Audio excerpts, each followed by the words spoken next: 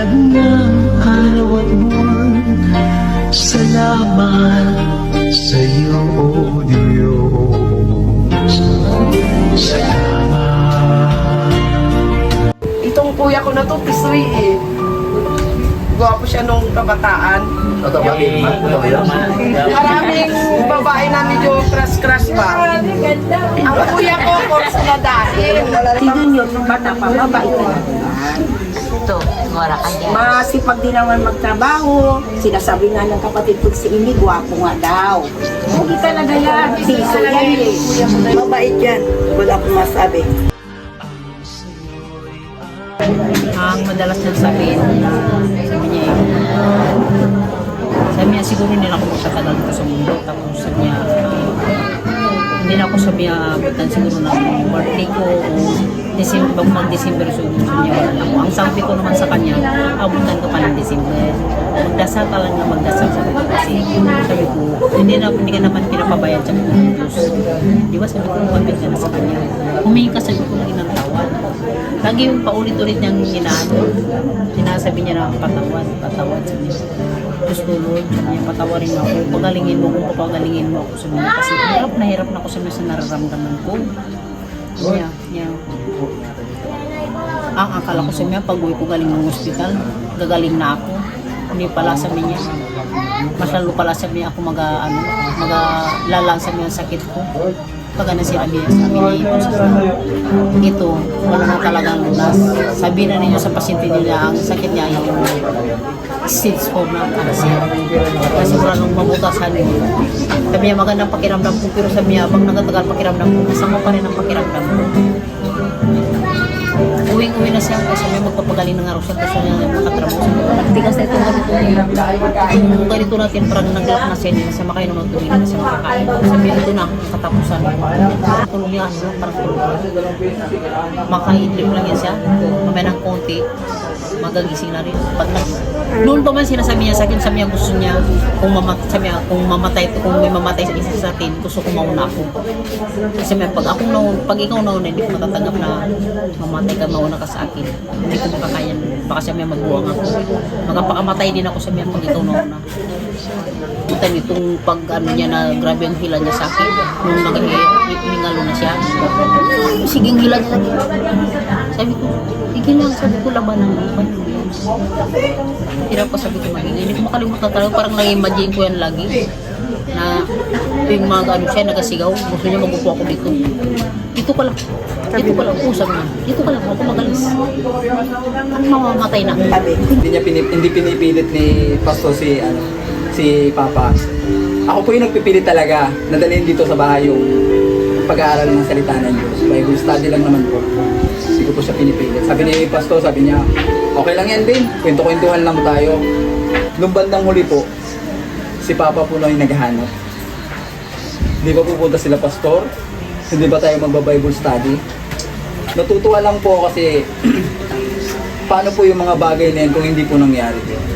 Ano po pwedeng kalagyan ni Papa? Pagbutihin daw namin yung pag-aaral namin tapos daw kami para mabigyan daw namin sila ng magandang buhay. Lagi daw magsikap. Yung usually naman yung paninigarilyo talaga gaya sa kanya. Tsaka pag uminom talaga yun talaga yung pinakamaganda. Kasi paaral sa amin siguro yung wag sumunod sa bisyo niya. Na wag siya tularan, umiinom, ninigarilyo. Siguro madalas niyang sinasabi na lagi kong mahalin yung mga kapatid ko, gabayan. Siyempre ako yung panganay sa amin tatlo. Siyempre kasama rin yung mama ko, lagi binibili ni Papa na huwag mong pababayaan yung mama mo, mga kapatid mo. Tsaka kumbaga, lagi sinasabi mo, lagi kayong magmahalan.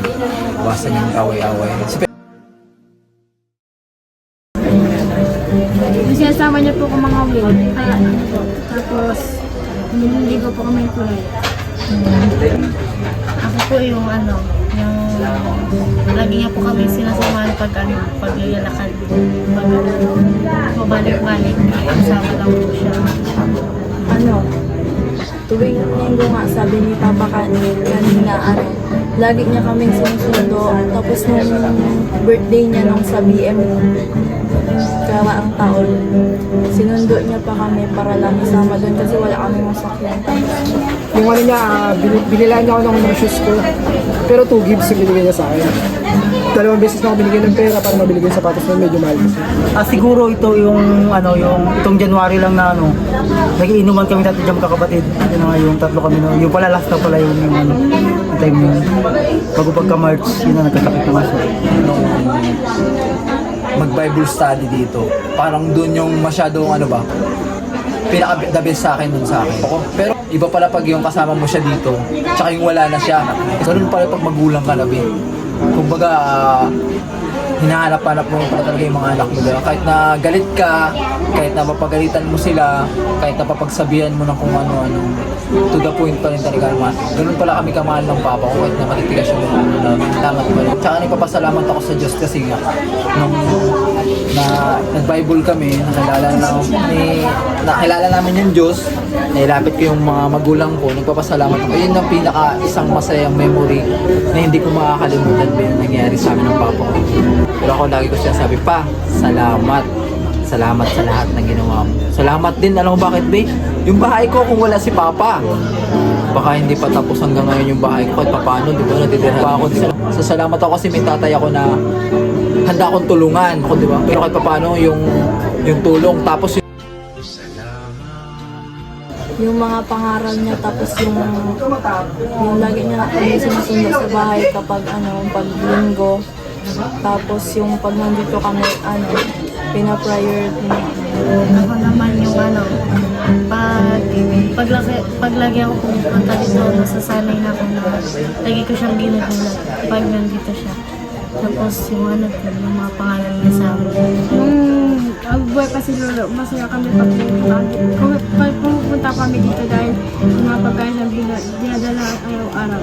Yung ugali niya na sigaw sa akin na huwag kang alis ng bahay. Dito ka lang sa tabi ko. Kaya pag ako namatay, hindi mo ako makikita. Papa kasi napakabuting tao talaga yun, napakabait. Magmahal na talaga siya, approachable talaga siya. Lalo na sa mga kaibigan ko, ganun talaga siya. Wala kang masabi sa kanya. Yun araw-araw na nakasama namin siya dito. Araw-araw na nakausap namin. Araw-araw na nakabanding namin dito. Siguro minsan yung sermon, pag medyo nakainom, nangaral sa amin, ganun.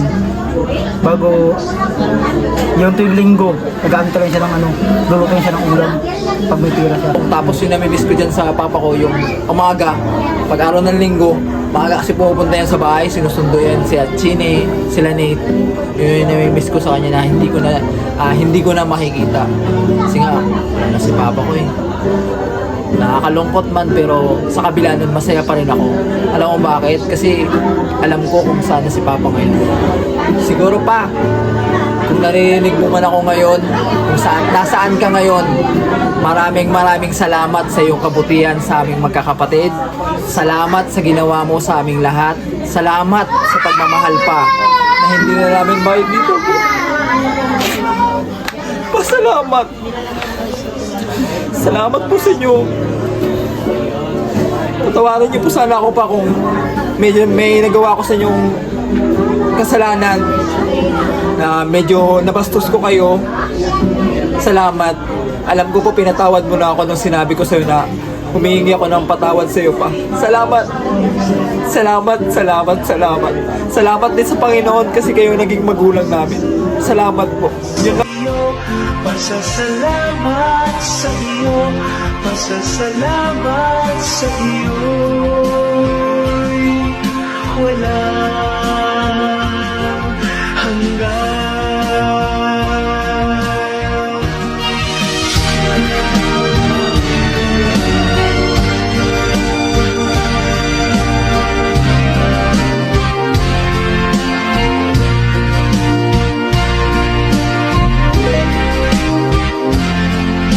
Salamat sa iyo aming Ama. Salamat